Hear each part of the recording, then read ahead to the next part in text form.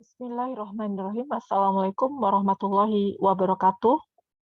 Alhamdulillahirrabbilalamin. Assalatu wassalamu ala asrofil anbiya wal mursalin wa ala alihi washabihi ajmain amma ba'du. Alhamdulillah kita sudah memasuki sesi kedua pada mata kuliah Makro Mikro Pruden. Di kesempatan kali ini saya akan mengantarkan materi terkait bauran kebijakan Bank Indonesia sebagai bagian dari Makro Prudence.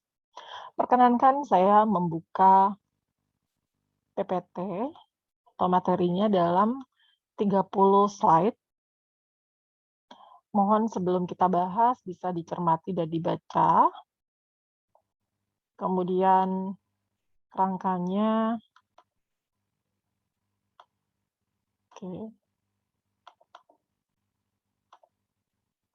Agak ngeheng ya. Coba saya buka lagi.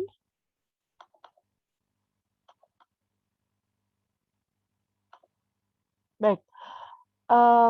Terkait kerangka kebijakannya, ada beberapa hal yang ingin dibahas. Apa itu baurannya, kemudian bagaimana tujuan dan stabilisasi Bank Indonesia dalam menjaga bauran, akan terlihat pada, oke, semoga terlihat ya. Ya. Nah, bauran kebijakan Bank Indonesia. Jadi Bank Indonesia mempunyai tujuan tunggal menjaga stabilitas nilai rupiah, mencapai memelihara kestabilan nilai rupiah pada kontrol inflasi dan kurs atau nilai tukar, di mana inflasi mempunyai kestabilan atau kaitan pada laju kontrol perkembangan dalam transaksinya. Kemudian kestabilan nilai rupiah terhadap mata uang negara lain terukur dari komparasi atau perkembangan nilai rupiah terhadap mata uang asing lain.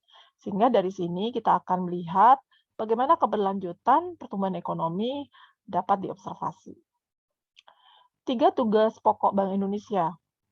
Pertama adalah dalam tataran kebijakan moneter. Kemudian dari kebijakan makroprudennya dan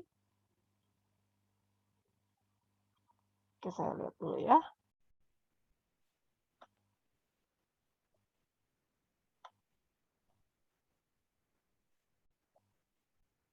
Oke. Penetapan sasaran kebijakan, kemudian pengelolaan dan pengendalian suku bunga.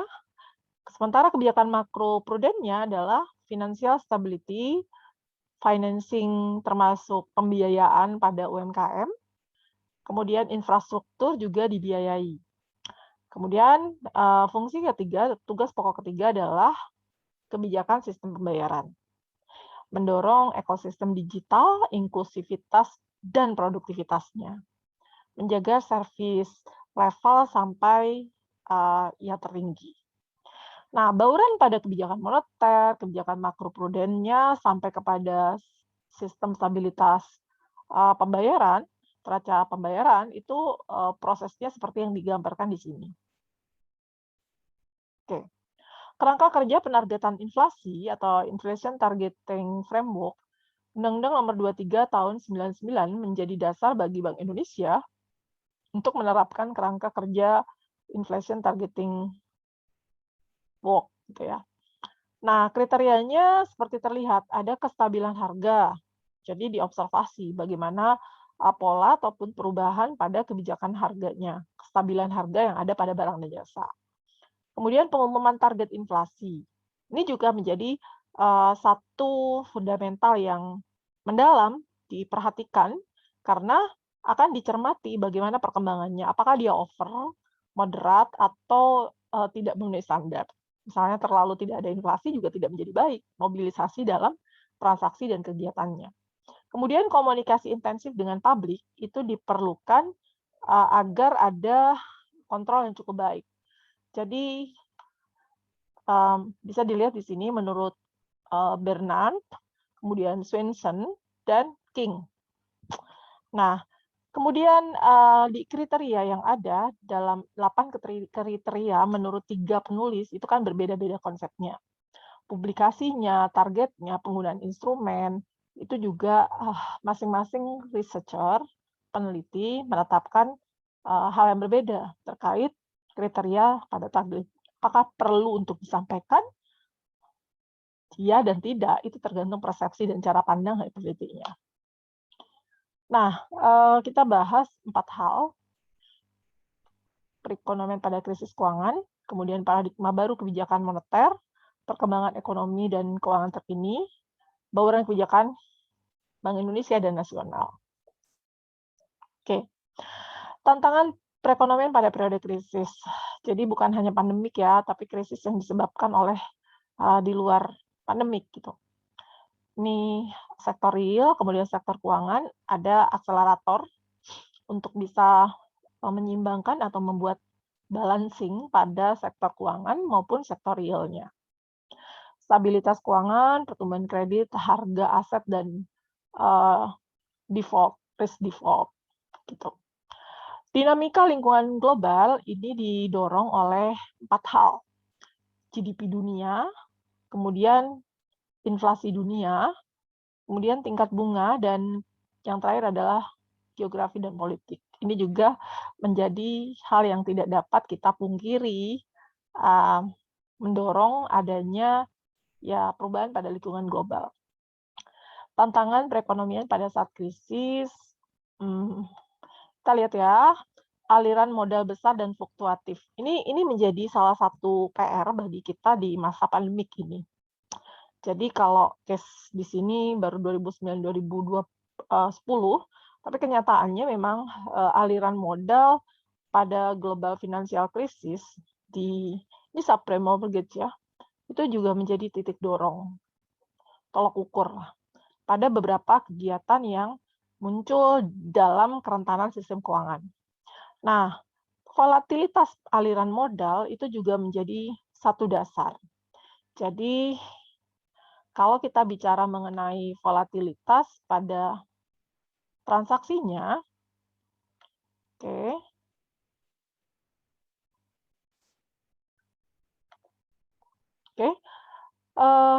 disebabkan oleh beberapa kerentanan sistem keuangan. Nah, kita bicara mengenai aliran keluar modal, jadi oleh investor. Begitu kita melihat aliran modalnya volatile, tidak stabil, kalau cenderung naik itu bagus ya. Tapi kalau misalnya ada kebutuhan terhadap dana terus dia drop, maka harus dilihat impact-nya terhadap kurs atau efeknya terhadap kurs. Nah, apa yang terjadi dengan pergerakan nilai kurs akibat didorong adanya global financial crisis? Ini juga menjadi pengamatan karena integrasi secara jangka panjang akan berimplikasi kepada kondisi ekonomi di Indonesia. Gitu. Nah, perekonomian pasca krisis, kita lihat komoditi juga berubah, nanti bisa dicermati oleh teman-teman mahasiswa, adik-adik ini, semua, untuk melihat bagaimana kondisi di 2020-2021 terhadap harga stok. Pastinya proyeksinya menurun. Nah, apa yang terjadi dan apa kebijakannya itu juga akan kita amati. Karena pasti akan ada pergeseran, pergerakan kebijakan gitu ya di era ini. Ini adalah kondisi keuangan pada sektor finance. Kalau disebut procyclical, itu kan memang ada beberapa yang secara nyata dan nampak itu mendekati model siklusnya. Jadi procyclicality sektor menjadi lebih lazim karena dipengaruhi oleh aliran modal asing yang ke dalam gitu ya. Aliran likuiditas perekonomian domestik meningkatkan harga properti dan risikonya terhadap stabilitas keuangan. Oke, mapping tantangan kebijakan ini bisa di-mapping. Jadi kita tidak alergi untuk membahas mengenai perubahan mapping kebijakan karena dari tahun ke tahun pasti nggak statis ya. Jadi nggak statis dan konvensional, tergantung pada efek yang ditimbulkan atau penyebabnya. Dan itu harus disesuaikan Apa pemicunya, apa penyebab, bagaimana penyelesaiannya, gitu. Oke, kemudian ini adalah paradigma baru kebijakan bank sentral pasca krisis. Stabilitas makro tidak tercapai pada stabilitas sistem keuangan, kondisi krisisnya, tantangan beragam dari bauran instrumen kebijakan dan kebijakan nilai tukar. Nah, untuk stabilitas sistem keuangan melibatkan ya ini adalah kemudian ini adalah post. Jadi monetary policies, payment system policies, banking policies, ini di bawah turunannya ada monetary, kemudian kan tadi seperti tadi yang neraca, moneter, dan makro. Masuk juga financing pada UMKM, financing pada infrastruktur, itu menjadi ranah di mana bauran dari moneter, neraca pembayaran, sampai kepada financing itu menjadi hal yang tidak bisa dipisah, tidak bisa dibagi gitu. Dan ini kan ya, payment stability, macro risk, systemic berarti kan dipengaruhi oleh faktor di luar variabel di dalamnya gitu. Apa itu? Ya berarti bukan yang fundamental, bukan dari perusahaan atau bukan dari negara, tetapi disebabkan dipicu oleh inflasi, kurs, kemudian tingkat bunga, PDB, GDP, dan semuanya. Balik lagi, di sini sama, mau pre atau post, apa pemicunya juga akan menjadi bagian dari observasi. Nah, jadi kalau International Trade Fund itu nggak ada masalah, but itu perlu pencapaian. Ya evaluasi kinerjanya itu perlu dibangun, jadi ITF fleksibel itu perlu dan penting gitu ya. Karena kita melibatkan bauran dan kebijakan pada beberapa bagian atau komponen. Nah, kemudian Trade Fund, International Trade Fund itu kebijakan moneter, gitu ya, non konvensional, langkahnya seperti ini. Jadi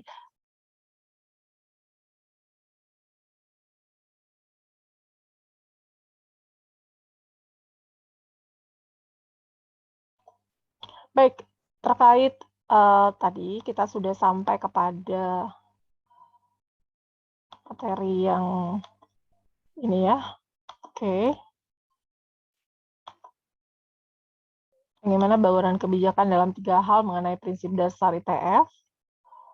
Ini kita akan bahas juga secara konkret gitu, secara jelas. Oke. Kita sudah sampai ke slide ke-16. Nah, saya buka lagi.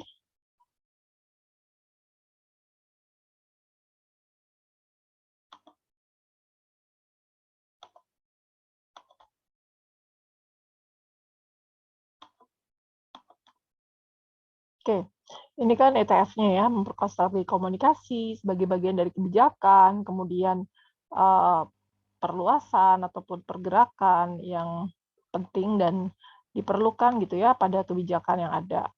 Koordinasi antar Bank Indonesia dan pemerintah juga perlu ada, jadi tidak parsial dan menyambung antara kebijakan yang lain relevan.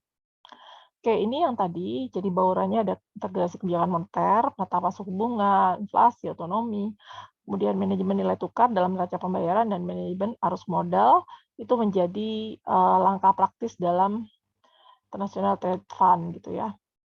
Perekonomian terbuka atau small open, trilema kebijakan moneter. Jadi ini yang menjadi PR dan pemahaman yang harus konkret kita miliki.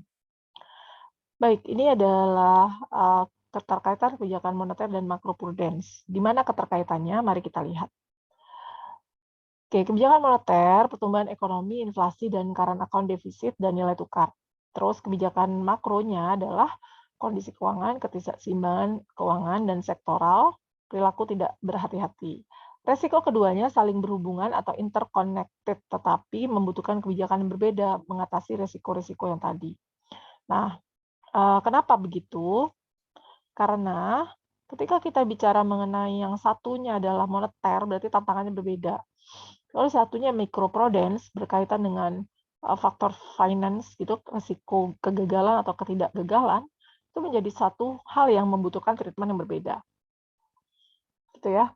Kemudian untuk harga komoditis, perbedaan lain-lain silakan Anda pahami dan ini menjadi hal yang dorong terutama adalah komponen ketiga daripada bauran Bank Indonesia. Ini ada summary outlook perekonomian Indonesia. Jadi PDB-nya sekitar 5,1, 5,5, inflasi 3% masih tidak terlalu menjadi kendala. Dan resiko eksternalnya ada masalah Brexit, kemudian ketidakpastian Brexit, geopolitik, volume perdagangan dunia, kemudian risiko domestik adalah current account defisit yang semakin tinggi. High income country, kenapa? Untuk mencapai perekonomian dengan pendapatan tinggi, diperlukan reformasi struktural, stabilitas ekonomi yang baik. Jadi ini PR-nya karena cita-citanya kita negara Indonesia mendapat atau mencapai posisi berpenghasilan tinggi sebelum tahun 2033. Pertumbuhan ekonomi rata-rata perlu mencapai 8%. Sementara karena pandemi kita drop ya pada angka pesimistis 0 tetapi optimistis 4%. Tapi outlook-nya International Monetary Fund atau OECD itu sampai kepada tataran 8,2%. Konvensional dengan tingkat indikator yang berbeda. Oke, arah bauran kebijakan 2019, pro stability dan pro growth. Ini catatan penting masih sampai dengan saat ini dengan 1, 2, 3, 4, 5 komponen gitu ya. Kebijakan moneter, kebijakan makropruden, sistem pembayaran, pasar keuangan, dan ekonomi keuangan syariah. Jadi ini adalah untuk stabilitasnya, pro stability dan pro growth. Pro stability untuk pengembangan UMKM, sementara pro growth pemulihan ekonomi ada pada ekonomi syariah, pasar keuangan, bauran pemasaran, dan makroprudence. Oke, kemudian bauran kebijakan nasional, ini adalah Bank Indonesia, kemudian ini OJK. Adanya pada reformasi struktural, jadi memperkuat perekonomian dan meningkatkan kapasitas. Oke, lihat ya ranahnya, Bank Indonesia pada moneter dan fiskal, sementara OJK pada makro mikroprudence, sistem pembayaran, dan pendalaman pasar keuangan. Baik, itu dari saya untuk sesi ini. Semoga bisa dipahami terkait bauran kebijakan Indonesia dan Bank Indonesia dan posisi bagaimana outlook, bagaimana langkah atau kebijakan praktis pada aktivitas di Bank Indonesia terkait makropruden. Terima kasih atas pencermatannya, kemudian mohon didalami, dan narasi pada abstrak ataupun esai dalam 500 kata bisa dijelaskan mengenai bagaimana peta daripada bauran pemasaran, bauran kebijakan Bank Indonesia di era pandemi. Silakan dituliskan dan dimasukkan sebagai bagian tugas individu. Terima kasih, sampai bertemu kembali. Salam sehat, salam semangat. Assalamualaikum warahmatullahi wabarakatuh.